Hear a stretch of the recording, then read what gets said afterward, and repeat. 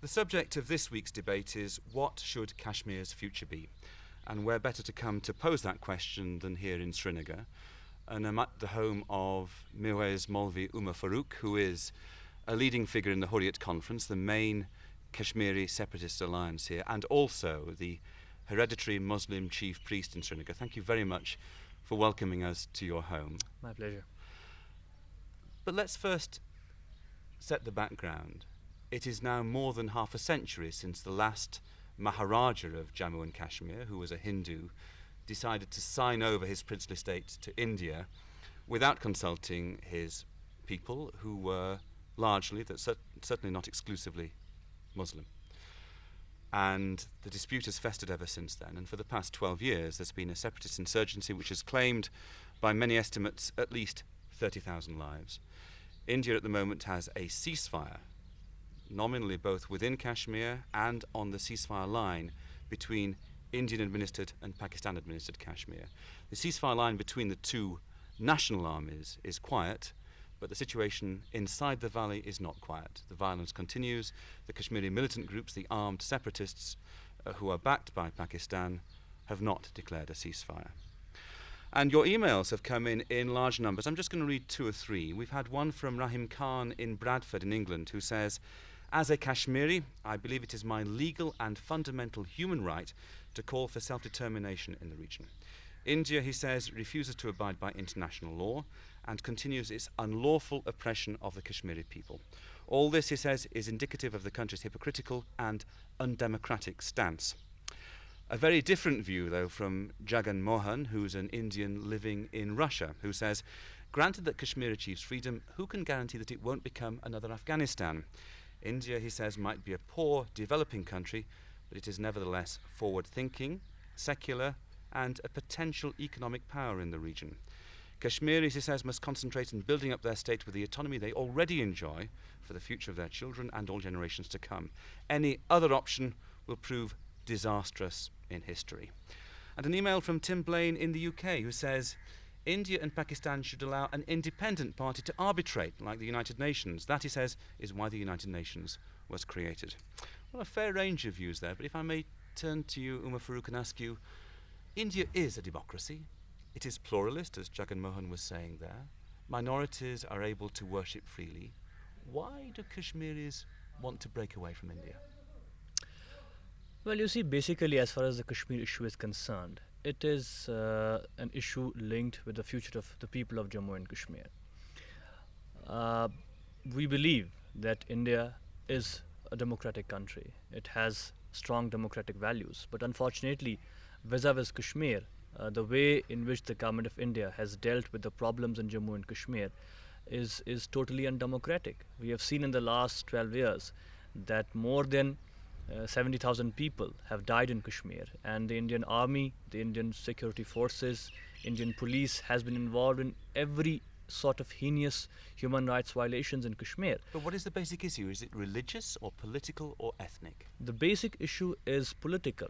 So in spite of the fact that the majority of the inhabitants of Jammu and Kashmir are Muslims, but this is a well-established fact that the United Nations owes a duty towards the people of Jammu and Kashmir, that in 1947, when India and Pakistan came into existence as separate nations, all the princely states were given an option, according to the logic of partition, to either accede to India or go with Pakistan. And it was only the unfortunate people of Jammu and Kashmir who were not given this option, and it was against the will of the people of Jammu and Kashmir that the Maharaja acceded to India. So the problem is purely political. It does have a religious, dimension, because yes, majority of the people who support the ongoing movement are Muslims, but the problem is primarily political. And what do you and your colleagues in the Hurriyat Conference want? Do you want independence? Do you want to become part of Pakistan? Or really, would you settle for greater autonomy within India? The Hurriyat Conference has maintained a position that we believe that there are two ways to resolve the problem in Jammu and Kashmir. One is through the implementations of the UN resolution which call for a plebiscite. That means the choice between either going with India or going with Pakistan. And the other way forward is what we call an alternative negotiated settlement, that let the three parties, India, Pakistan and the people of Jammu and Kashmir sit, and whatever is acceptable to all the three parties can be a solution. So we feel that at this juncture, as Kashmir stands right now divided between India and Pakistan, Kashmir problem is not a military problem. It's not a territorial dispute between India and Pakistan that, India and Pakistan only can resolve it bilaterally.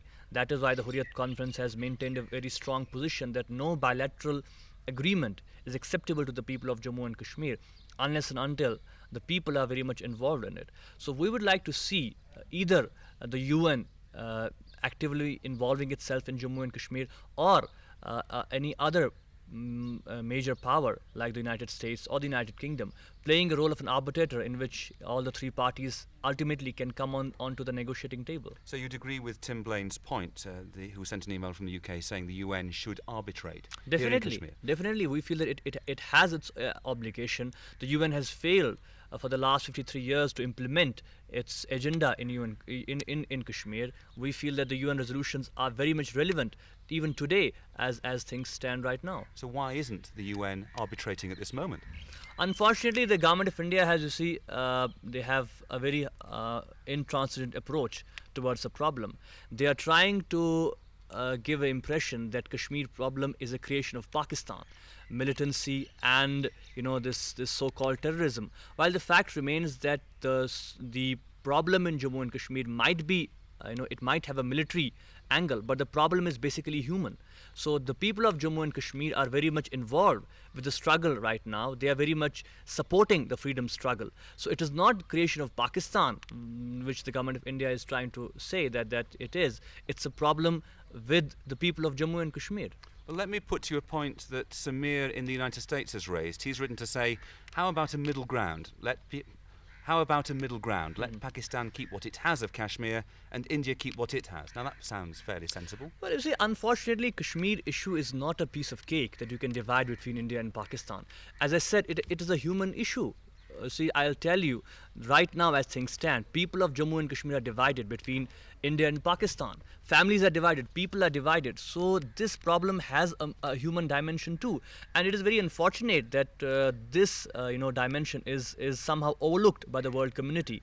That this problem needs to be resolved in accordance with the wishes of the people. Well, if you want it to be resolved with the wishes of the people, you've got to talk to the other side. Now, the Indian government has offered unconditional talks with you in the past week with the Hurriyat Conference. Are you going to talk with India? Well, first of all, there is no unconditional talk as such. You see, what the government of India has said, that they are willing to talk to everyone who is willing to talk about peace. But unfortunately, the statement doesn't imply that is the government of India ready to talk about the future dispensation of the problem, the real dispute. Peace, okay, I agree, peace is important, but peace cannot be achieved in a vacuum.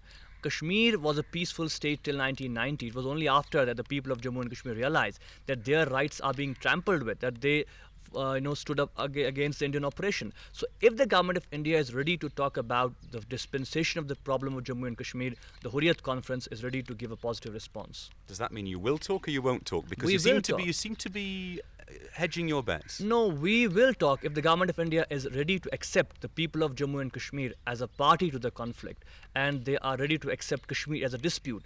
We will talk to them in the first phase, but in the second phase it's very important that the government of India talks with Pakistan, and as well as, we feel that initially right now as things stand right now, if we want that this peace process should be carried forward, the Hurriyat Conference has given a suggestion that the Hurriyat delegation should be allowed to go to Pakistan to talk to the leadership in Pakistan as well as to the Mujahideen in Pakistan. So we would the Mujahideen, you mean the Kashmiri militant groups based there? Yes. So we would like to see, before talking to the government of India, the Hurriyat has maintained a position that we would like to travel to Pakistan and get a comprehensive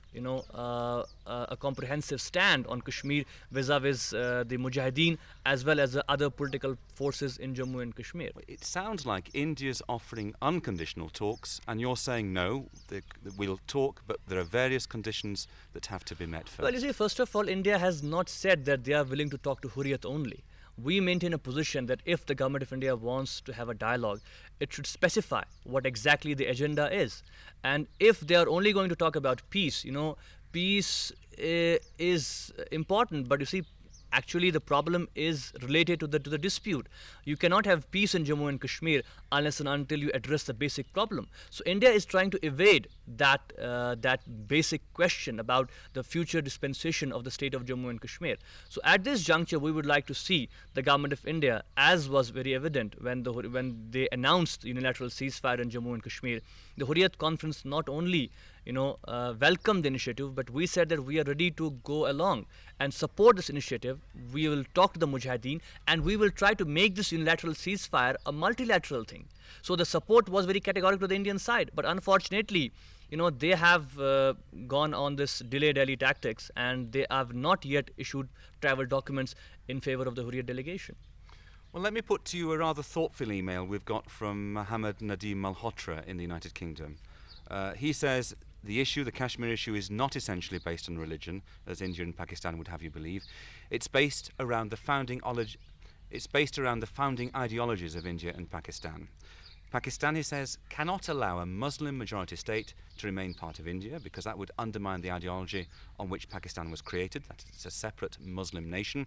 While if India allows Kashmiris their right to self-determination, they will be either completely independent or join Pakistan. And in either case, he says, that would undermine the ideology of India, that all minorities can be part of one Indian nation.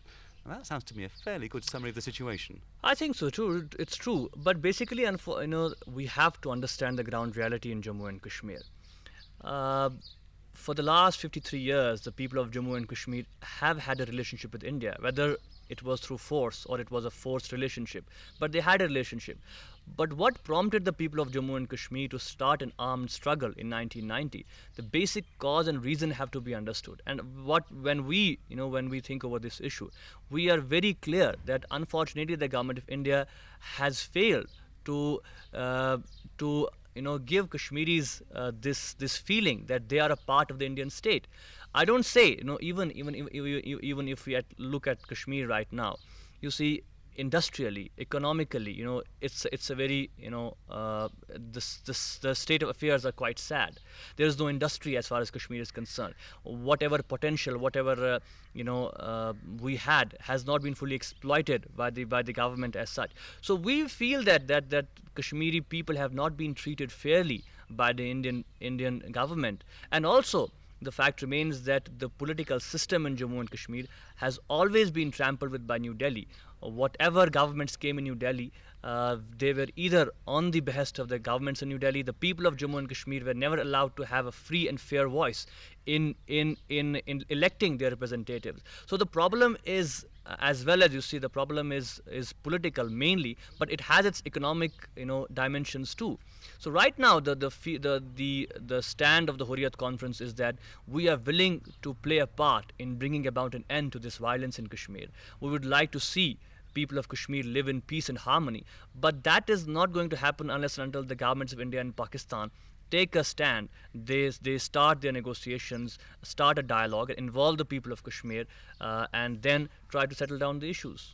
12 years of violence, tens of thousands killed, enormous suffering across the Kashmir Valley among your people, your congregation. Your own father was among those who died. Do you feel any nearer to the goal of self-determination, your goal? I think, no doubt that, when the people of Jammu and Kashmir started the struggle, it was a very difficult phase for us. And right now, when we see the situation, at least, we are in a position to tell the world that Kashmir is an issue. This issue was unfortunately completely forgotten by the world.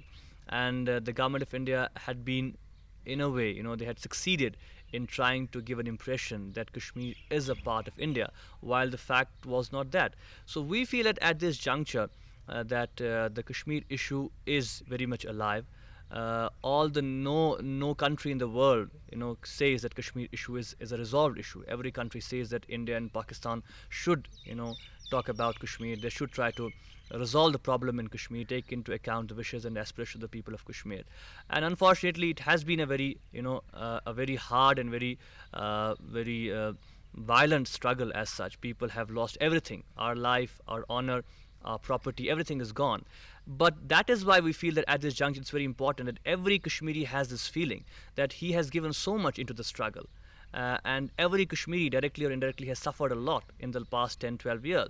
So we want to see a settlement which is an honorable settlement, and a settlement which is not thrust on the people of Jammu and Kashmir, rather which is we really understand that as things stand right now, the only way to resolve problem is through dialogue and negotiations. So the Hurriyat Conference, which is the voice of the political voice of the movement in Jammu and Kashmir, has always maintained a position that we are willing to talk with whosoever about Kashmir, about the solution of Kashmir, about the problems in Kashmir. But the government of India should come up with a sincere initiative about dialogue. And also, you talked about the ceasefire thing. If we analyze the situation right now, the ceasefire is not holding ground in Kashmir. First of all, unilateral ceasefire is no ceasefire at all. And also, even when we talk about the Indian forces, they have not, in letter and spirit, followed the ceasefire. Every day killings are going on. Every day people are getting killed. Every day we are getting information about human rights violations, about killings. So I think this is the time has come for the government of India to realize that it cannot hold on to Kashmir on the basis of force. They will have to somehow come up with a more political initiative, rather than carrying on with a military initiative. Umar Farooq, thank you very much indeed for answering our listeners' questions. Thank you for welcoming us to your home in Srinagar. Whilst we've been talking, the weather has been rather changeable. We've had a shower and we've now got the sun out again. The political weather is often almost as changeable here in Kashmir, but thank you very much indeed. Thank you very much.